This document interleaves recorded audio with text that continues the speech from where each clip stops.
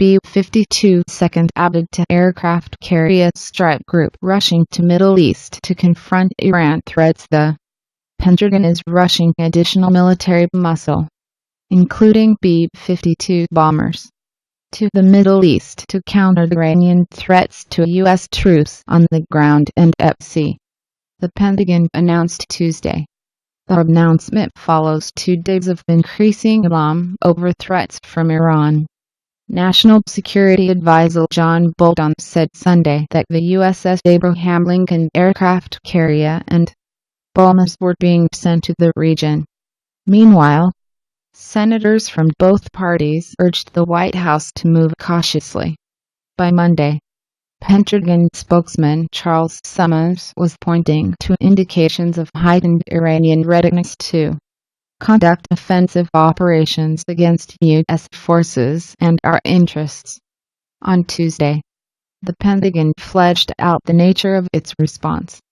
The Air Force is dispatching B-52 bombers, long-range warplanes capable of carrying 70,000 pounds of bombs. The Abraham Lincoln, which already was scheduled for deployment to the Persian Gulf region, is cutting short other port visits to arrive ahead of schedule.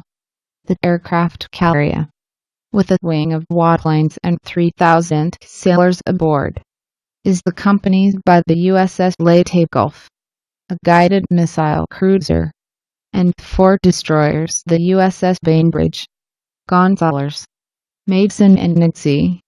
So far there is little detail from the Americans of the alleged Iranian actions that have prompted this warning nor of the specific U.S. deployments underway. It is not unusual for an aircraft carrier and its battle group to be sent to the Gulf, reinforcing U.S. land-based air assets in the region, albeit temporarily, is less routine.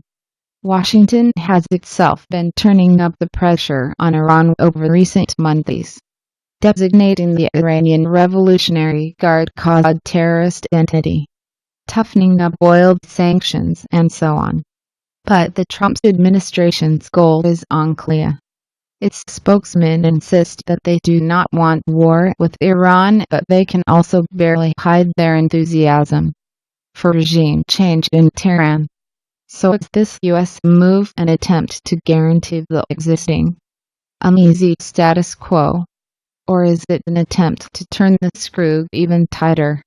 Many critics of the administration fear a developing drumbeat towards a conflict which, they fear, could erupt either by accident or by design. The deployment comes amid growing tensions between the U.S. and Iran. Secretary of State Mike Pompeo told reporters on a trip to Europe it is absolutely the case that we have seen escalated actions from the Iranians, and it is equally the case that we will hold the Iranians accountable for attacks on American interests. He did not explain what he meant by escalatory actions.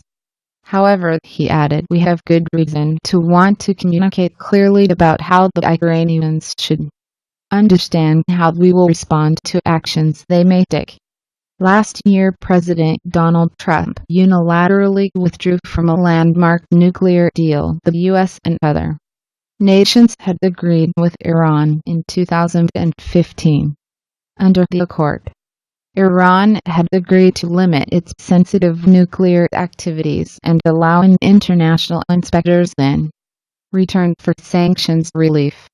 And last month the White House said it would end exemptions from sanctions for 5 countries: China, India, Japan, South Korea and Turkey that were still buying Iranian oil.